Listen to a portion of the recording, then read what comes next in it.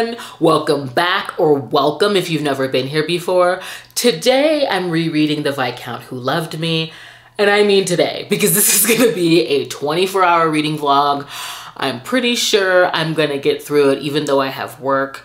I finally got a copy of this. I mean, I have like the illustrated covers that I'm not really fond of, and I wanted to match these while I'm waiting for the hardcover that I ordered to come in. I hope the step back is on the back of that. But I have a fresh copy to tab up, and I've read the prologue thus far, so I thought we'd open with that. And I loved that from page 1, it is made evident that Violet and Edmund's love and the way in which they loved their children set them apart from aristocratic life. It is so freaking moving to experience Edmund as a father through Anthony's eyes. I love how it's mentioned that he was egalitarian in his devotion to his children. How he like created this like leather baby carrier so that he could take Anthony and Benedict on his hikes. It's just freaking beautiful. And that makes it all the more heartbreaking when he's taken from them. And how this incredible man is taken by a bee sting. And the first time around, I really didn't clock Anthony's processing of this. Of course, I'm going in with a more astute eye. And I remember being frustrated with Anthony and his belief that he won't live past his father throughout the book, right? Because I wanted him to get over it. I'm like, this is ridiculous. And yet this time around, as crazy as his self-fulfilling prophecy, I'll say, it doesn't really get to that place. A premonition, I remember him calling it. It's just as crazy as the demise of Edmund being a bee sting, especially in this historical time. And I want to read the closing of the prologue, so let's get into that. This is after he's spent hours in the room with his father after he's passed.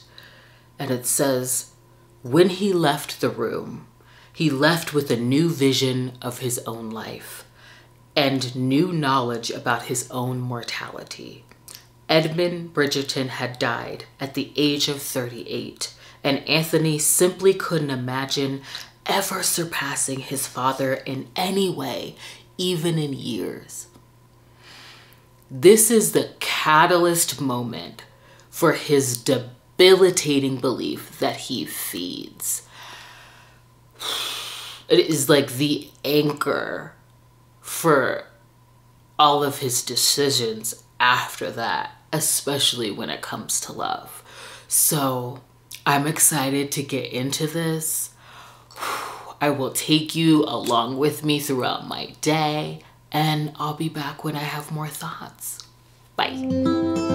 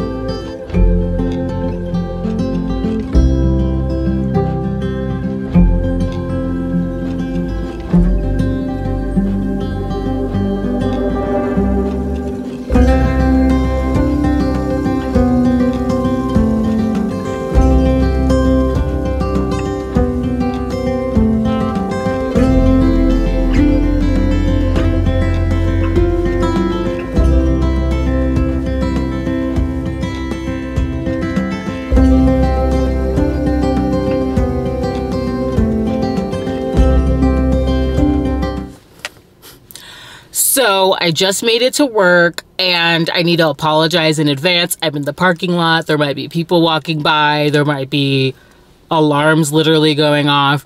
But like, I have to check in and do an update because I loved seeing their meet cute again. The fact that like Colin completely orchestrates that was absolutely hilarious. Knowing that Kate doesn't think much of Anthony and telling Anthony that she has nothing but good things to say. Great moment, because right from that point, we get that freaking banter between them when Anthony puts his foot in his mouth with all of the flattery that only affirms her rakish take on him. And I love the dance between them. It's like this contentious comedic moment and the heated freaking witty barbs that going back and forth. In that moment, like, the challenge is absolutely initiated because Anthony refuses to be managed by her and tells her that a rake is always up for the challenge. And so that's the moment we know that Kate ain't playing with Anthony. She's not gonna let Edwina say yes to his proposal, and Anthony is setting out to prove her wrong. Like, I loved that scene so much. There's another scene that I've gotten to that the first time around, I didn't quite catch like the gravity of the moment. And that is when Anthony brings Mary Russo, or Maria Russo, I believe her name is, Maria Russo, the opera singer, back to his study. And Kate is hiding underneath the desk. That's the moment where Kate overhears Anthony talking about how he doesn't plan to marry a woman that he loves, so why get rid of his mistresses? And of course, she's caught underneath the desk, which I absolutely love because they're like secretly fighting while Maria is still there. But once she's left, sorry, there's people coming. My bad. But once she's left, Anthony just can't help but taunt her. And so he suggests that she's not there by accident. She's there because she's curious. And as a jest, he goes in for a kiss. And they are both completely taken off guard because he gets caught up in the feel, the smell, and the passion of her. And she gives into this kiss and returns it. Somehow Kate is able to pry herself off of his lips and separate them with furniture. And it's this like moment of elation that's completely smacked back down because she's enraged by his answer after she asks why he would kiss her. Because he responds by saying because he wanted to. And yet he still wants to marry Edwina, making matters worse by lying and saying that he could possibly love her. And when Kate scolds him because of all the things that she believes him to be, she never believed him to be a liar. In that moment, he realizes that her perception of him matters, and he lashes out by throwing the key that she needs to get out at her feet. And of course he regrets it right away, but I didn't catch the sort of callous and spiteful nature of that the first time around. I clocked their first kiss, of course, in the argumentative foreplay, but not Anthony's fear of his own feelings and how he's willing to be a bit of a bully in order to keep those guarded. And, like, we know him to be more than just a rake. Like, I love the mention of how he truly does take care of his brothers and sisters and how his role in his family has eclipsed his past dalliances. But this moment is of pride that's very low and hurtful. It's the gall of him and the hurt and anger in Kate after that moment of unexpected elation in their kiss. It's like this double down on her resolve to protect her sister and Anthony's resolve to not be puppeteered by her effect on him. It like was heavier than I expected. So I'm enjoying this reread so far. I have to get into work. I plan on reading there. We have 3 matinee shows. I'm working entertainment in Vegas, so I will be reading around those, and I will be back when I have more thoughts.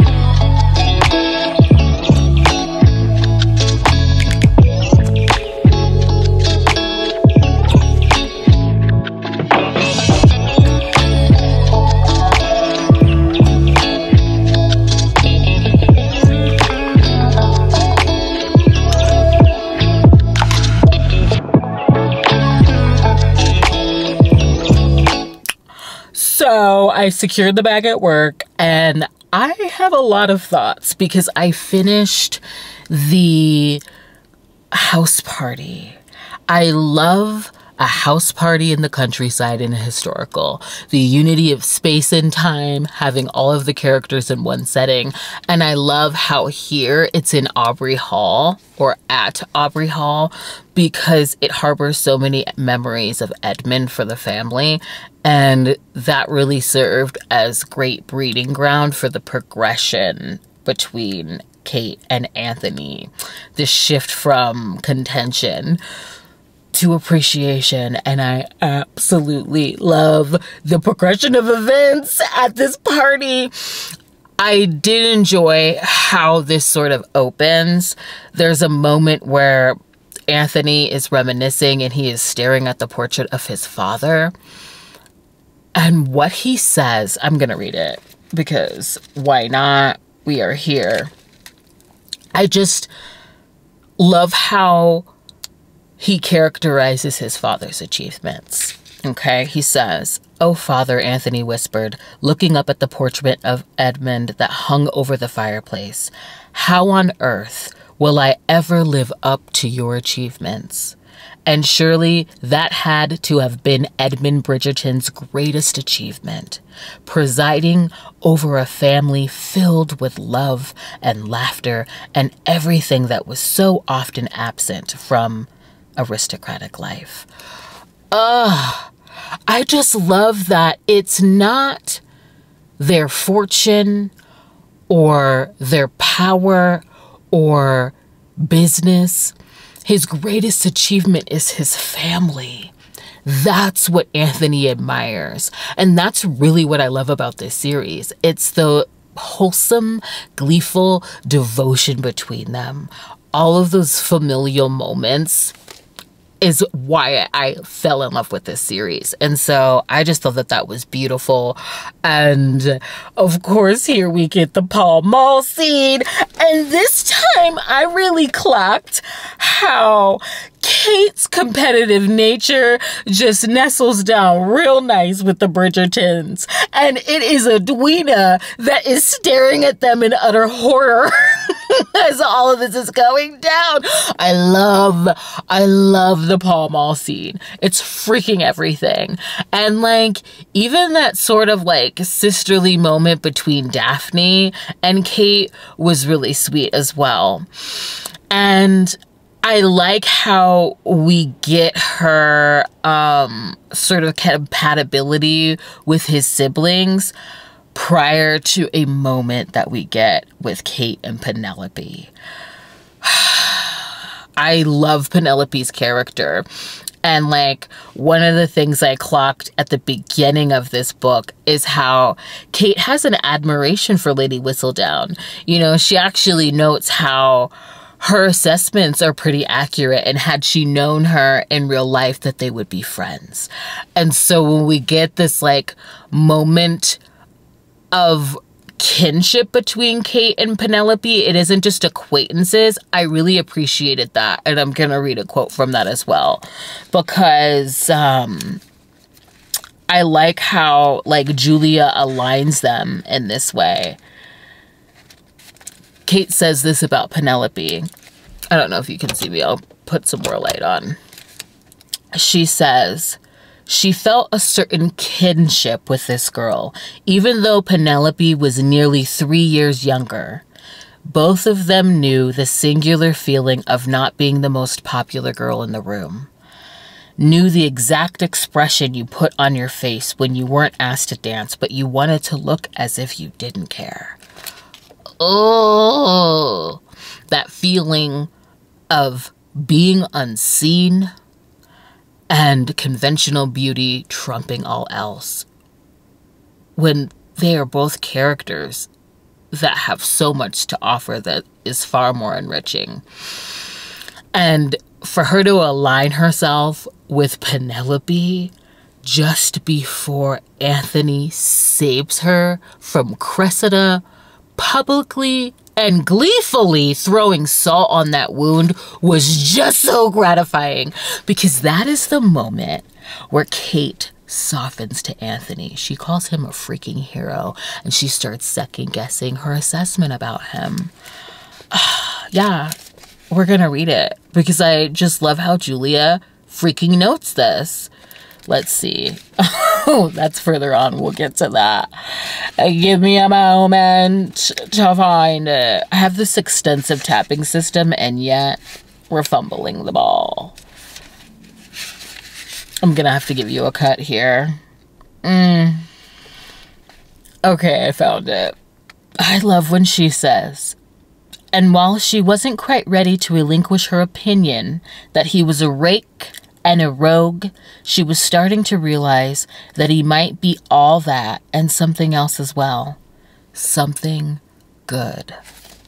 She's like up at night thinking about this girl. And then the next day, she is very vigilant, watching, gleaning his actions. I just loved it. And I think it's, again, so fitting that this precedes the thunderstorm scene that we get in the library. I love that scene because it's such a turning point for them. You know, Anthony sees her at her most vulnerable, and he soothes her through that, and they share this really poignant conversation about the loss of a parent. And I think it's pivotal because it is mentioned more than once in this book how Anthony doesn't even talk about Edmund with his siblings. So for him to open up that way and for Kate to allow him to see her that way, it was just so good. And I think the culmination of that is very much in her ruination scene in the garden, because I feel bad because it really is like a moment of like trauma, like response for Anthony. But Miss Featherington took me all the way out during that scene. Like just picturing her mother, her stepmother, but she's really been a mother to Kate. Okay. Violet Bridgerton and Miss Featherington, the biggest gossip, okay? Walking in on Anthony, suckling her breast in the garden just took me out. Wait.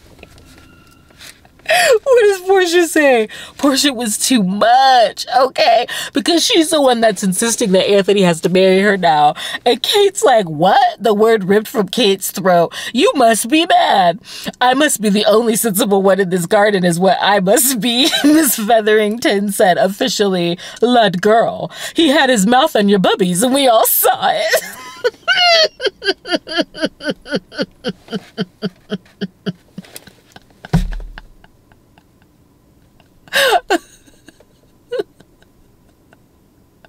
And like, had Miss Featherington not been out there, they probably wouldn't enter into this marriage of convenience, so they need to send her a gift. But I just love that scene. And how, like, after that, even though, like, he's trying to save her life in that moment, you know, that moment when he tries to explain his arousal to her, it's just so freaking good. So it's safe to say I love this house party, okay? There are a lot of things that go down, and I'm glad I'm doing this reread prior to season 2 dropping, because I'm all the more certain of the things that I think should be in there to note their emotional development, because there absolutely is a shift, and I really like the sequence of events here. So I have about like that far in. I've been tabbing heavy. I have about 7 chapters left to read.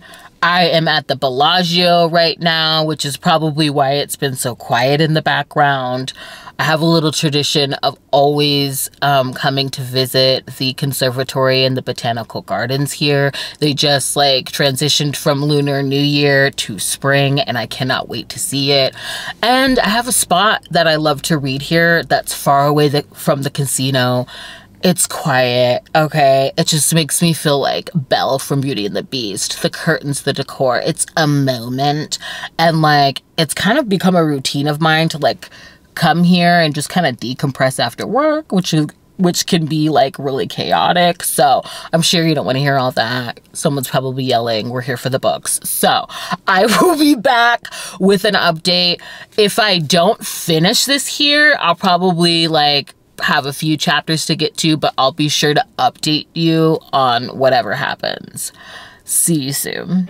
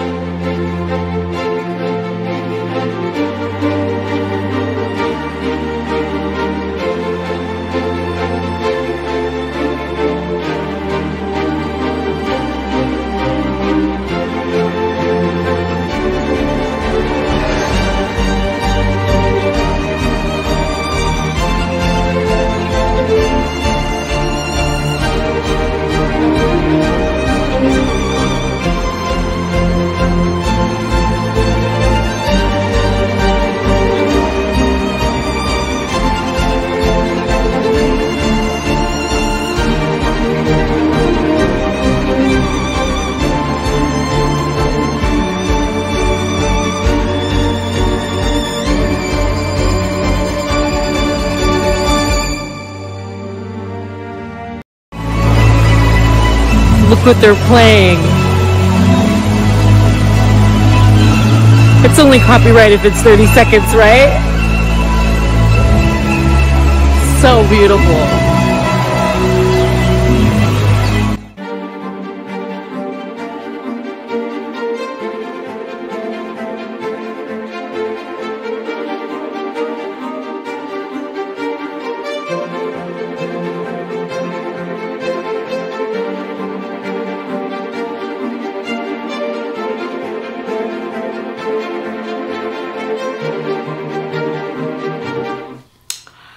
So I'm just getting home, and if you hear like a rumbling in the background, I apologize. I don't know what my neighbor is doing, but you know, they never like bother me when I'm in here popping off at 3 a.m. So I'm gonna extend the same courtesy and just like leave it be and apologize in advance if you hear commotion going on. You know, I love this town for the simple fact that, you know, everyone's just getting in like me, but everyone's just getting in like me. So anyway, I have finished, and my freaking heart broke for Kate in the third act this time around reading. Like, oh, she has come undone and finally softened to the impossible her feelings and love for Anthony. And it just killed me that like she's plagued by this belief that she's second best, that she's his second choice. And it felt like, isn't that like the silent subtext that she endures or navigates through in the treatment of others, all but her family? And it just felt like everything just seems to be confirming it, from like the BS business-like conversation that he has with her before they get married. Okay, firmly letting her know it will not be a marriage of love. When Mary, her stepmother, tells her that, you know, women don't always enjoy steam, but men do. And it doesn't matter who they're with. And like, even when she's like freshly compromised, she fears that like Anthony's gonna feel trapped and that the public will see their marriage as him being trapped. And I know as a reader that Anthony has already fallen and he's pushing her away as a means to protect her from his inevitable demise. But I just wanted to hug Kate and tell her that she is a valuable queen. It killed me. And the levee broke. The levee breaks during their first time together because, you know, she tries to withhold sex in order to get her emotions together and just accept the situation for what it is. And Anthony is just so overcome by desire that she finally feels like seen. She's ready. Okay, so it's happening. Okay, things are feeling really good. Anthony is caught up in the pleasure of the moment, and so he just closes his eyes and calls her beautiful. And the moment that she flinches in the utter disbelief in her own beauty and asks him who he's picturing, I was completely freaking gutted. Gutted. And I love what he says to her. Surprise, surprise. I'm gonna read it. Oh my gosh. Dude, it broke me. It literally broke me. And he hits a home run with this one, okay? He says, listen to me. His voice even and intense. And listen well, because I'm only gonna say this once. I desire you. I burn for you. I can't sleep at night for wanting you. Even when I didn't like you, I lusted for you. It's the most maddening, beguiling, damnable thing. But there it is. And if I hear one more word of nonsense from your lips, I'm going to have to tie you to the bloody bed and have my way with you 100 different ways until you finally get it through your silly skull that you are the most beautiful and desirable woman in England. And if everyone else doesn't see that, then they're all bloody fools. Oh, this is the assurance that she needs from her husband when she can't foster it for herself. Because all of Kate's defenses are down. Her assuredness is down. And I just loved to see this. Now, I also think it would have been joyful, you know, if Anthony could back that up with his actions outside of the steam a lot sooner. But that's okay. You know, our characters have to go through a journey. And I thought it was very interesting that Colin is the one to orchestrate their meet cute, and he's also the one to give Anthony advice. And I'm still processing how I feel about Anthony's sudden epiphany that it's okay to love Kate. Because it seemed like, why not sooner? Yet I do appreciate that he hasn't fully changed his viewpoint. He has accepted that if he doesn't have long, why not spend the rest of the short time that he has left loving Kate and being loved by her, right? And I know we're talking about the books, but after seeing the trailer, like, I can't help but like wonder where that choice of it being Colin came from, because Violet is right there. Like, Violet would have been a great person to talk to. But I do like the bookend of it all, so I can accept that. And of course it takes something perilous, Anthony feeling like he's lost Kate, for him to finally cross the finish line of being like open and honest and like sharing his premonition with her. And I just, this time around reading, I was so focused on Kate. Like, oh, I loved reading her fire, her tenacity. She's so headstrong. And I also enjoyed reading her melt and just seeing her freaking win. Seeing a heroine with so much character win. Like, I absolutely enjoyed this reread. This time around, I think I'm giving it 4.5 stars. Is my phone in here? It is. Let's see what I like rated it when I first read it. Should have had this, I should have had this ready to go, but we've established that I'm a noob and that I'm not organized.